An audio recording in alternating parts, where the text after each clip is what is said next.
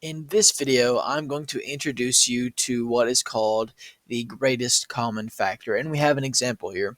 And this example asks us, what is the GCF of 16 and 20? And we have a hint here. GCF means greatest common factor.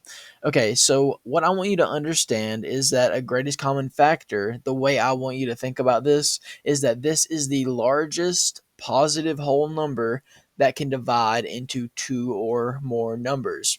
And a way to find this is to simply just list out all of the factors of the numbers we want to take the GCF of. So I will do that. Okay, so let's rewrite the factors of 16, right? 16.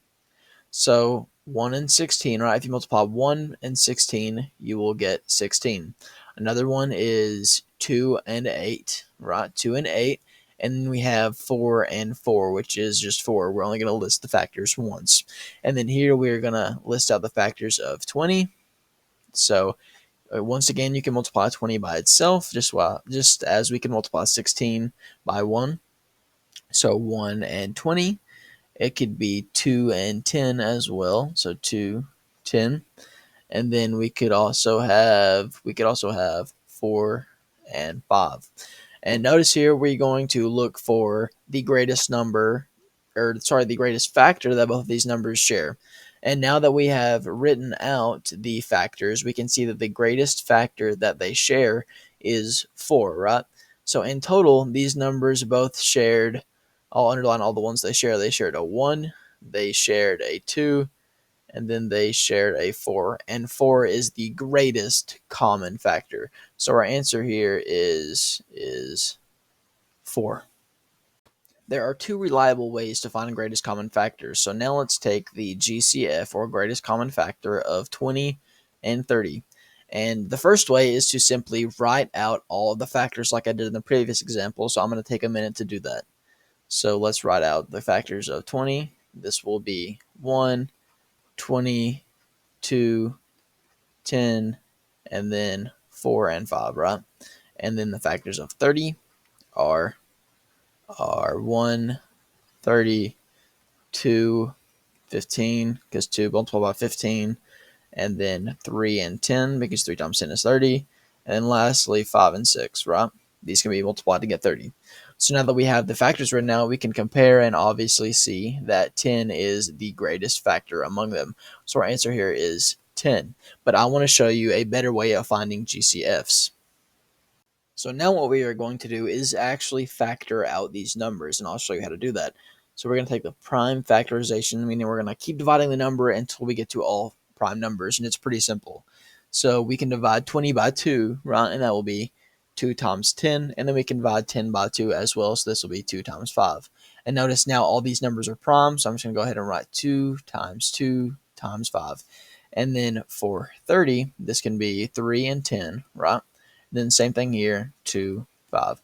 So 3, 2, 5, and they're all being multiplied. And now what we're going to do to find the GCF is find all of the numbers that the prime factorizations share. And we'll notice here that both of these share a 2 and a 5, right? So here we have a 2, here we have a 2, and then 5 and 5. So now we're going to multiply both of these together, which 2 times 5 is 10. So our answer here, once again, is 10. Now that we know how to find a greatest common factor, let's put that to use in an example where we're trying to find the greatest common factor of three numbers. And this is why the second method that I mentioned is genuinely better, because it is a lot faster when it comes to figuring out the greatest common factor, because you don't have to just write out the factors, right? And if they're a big number, it gets especially hard. So let's write out the prime factorization of these. So 56 can be broken down into 2 and let's see, that would be 28. And 28 can be broken down into, let's say, 4 and 7. And then 4 is broken down into 2 and 2. So here we have, and let me scroll down just a little bit. Here we have 2 times 2 times 2 times 7. And then I'll draw a line here to separate them. And then 98 is, let's see, let's divide 98 by 2, and that will leave us with 49. And then 49 is 7 and 7. So this is 2 times 7 times 7. Then draw another line, and now we have 42. And this can be broken down into 6 times 7, and then 6 can be broken down into 2 and 3. So now we have 2 times 3, sorry, that's 7, which doesn't matter, 2 times 7 times 3. Remember the commutative property of multiplication, it didn't matter what order I wrote these in. So now let's compare and find what each of these, let's compare and find which numbers that they share in their prime factorization.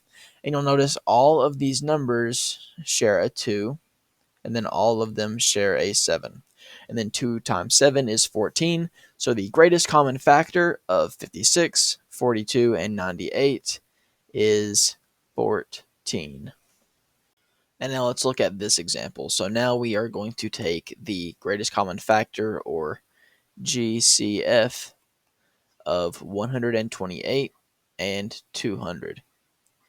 And notice these are big numbers, so it's going to be a little bit difficult to just write out all their factors, so it is definitely best to use the second method. So here we have 128 and then 200. And what we're going to do is just take the prime factorization of these numbers. So let's divide 128 by 4, right? So this is going to be 4 and then 32, because 4 times 32 is 128. Then this is 2 and 2, and then we can break this into 4, right? So divided by 4, and then that will be 8. And then break this down into 2 and 2, and then this will be broken down into 4 times 2, which is 2 times 2. And notice there is a lot of 2s, so let's circle where all of the where all of the different branches end. So here we have this 2 and this 2, this 2 and this 2, this 2, this 2, and this 2. So that looks like there is 2, 4, 6, 7 2s. So 2 times 2 times 2 times 2 times 2 times 2 times 2. And then let me give us a little bit more room over here.